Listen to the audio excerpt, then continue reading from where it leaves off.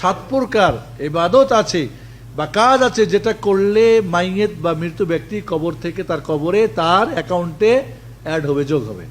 1 নম্বরে দান সদকা, দান সদকা। 2 নম্বরে হজ, মাইয়েতের পক্ষ থেকে হজ করে সেই হজের সমান নেকি পাবে। 3 নম্বরে উমরা, মাইয়েতের পক্ষ থেকে উমরা করলে সেটা কবরে পৌঁছবে। 4 নম্বরে মাইয়েতের পক্ষ থেকে গোলাম, দাস দাসী আজাদ করলে তার এই নেকিটা কবরে পৌঁছবে। এমনকি হাদিসে আল্লাহ নবী বলেন যে তার প্রত্যেকটা অঙ্গের বিনিময়ে প্রত্যেকটা অঙ্গ জাহান্নাম থেকে আল্লাহ মুক্তি দিবেন। এমনকি তার লজ্জাস্থানের বিনিময়ে লজ্জাস্থান, একজন দাস বা দাসী, মানুষ না, মাইয়েতের যে অঙ্গ প্রত্যঙ্গ আছে তারও সেটা আছে না নাই, হাতের বিনিময়ে হাত, মুখের বিনিময়ে মুখ, চোখে, এইভাবে এমনকি লজ্জাস্থানের বিনিময়ে লজ্জাস্থান জাহান্নাম থেকে আল্লাহ মুক্তি দান করবে, মুক্তি করবে। তাহলে গোলাম আজাদ করা কয়টা হলো? 5। 6 নম্বরে কুরবানি করা। 6 নম্বরে কি কয়টা হলো? আবার মনে হয় হিসাব ভুল হলো কিনা। 1 নম্বরে বলছিলাম দান সদকা, দান সদকা স্থায়ী করার চেষ্টা করবেন, খাওয়াই দিলেন শেষ হলো না, স্থায়ী দান করবেন, সদকা জারিয়া। 2 নম্বরে হজ, 3 নম্বরে উমরা, 4 নম্বরে গোলাম আজাদ করা, 5 নম্বরে কুরবানি করা, কুরবানি করা মাইয়েতের পক্ষ থেকে। 6 নম্বরে যদি মাইয়েতের রোজা থাকে এই রোজাগুলি কাজা করে দেওয়া।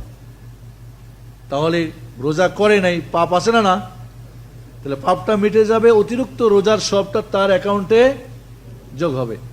যদি তার কোনো ঋণ থাকে মাইয়েতের, ঋণ পরিশোধ করে দেওয়া।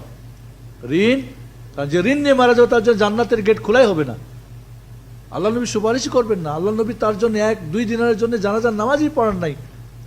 আমরা অনেক সময় ব্যাংকের ঋণ, অমুকের ঋণ, তমুকের ঋণ, অনেক সময় স্ত্রীর মোহরানার ঋণ, এটা ওটা বিভিন্ন ঋণ নিয়ে আমরা মরে যাই, কোনো খবর থাকে না।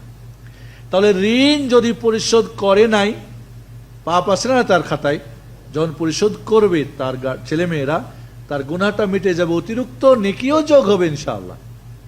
তাহলে এই হলো কয় প্রকার? 7 প্রকার। এই 7 প্রকার ইবাদত করলে মাইয়েতের কবরে পৌঁছবে।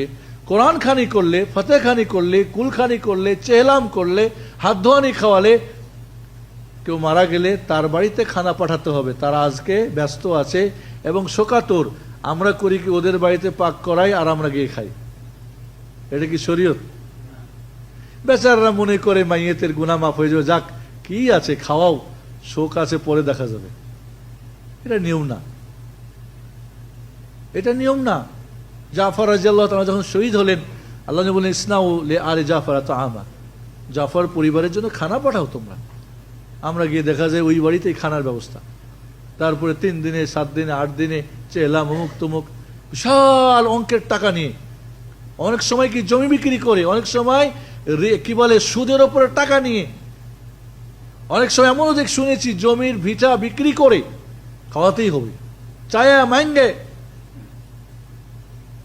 এ সমস্ত কাজ শরীয়ত সম্মত না, আল্লাহ কবুল করবেন না, অ্যাকাউন্টে যাবে না। এজন্য বন্ধুরা, তাহলে মাইয়েতের পক্ষ থেকে অন্যরা যদি এই কাজগুলো করে তাহলে তার গুনাহ মাফ হয়ে যাবে।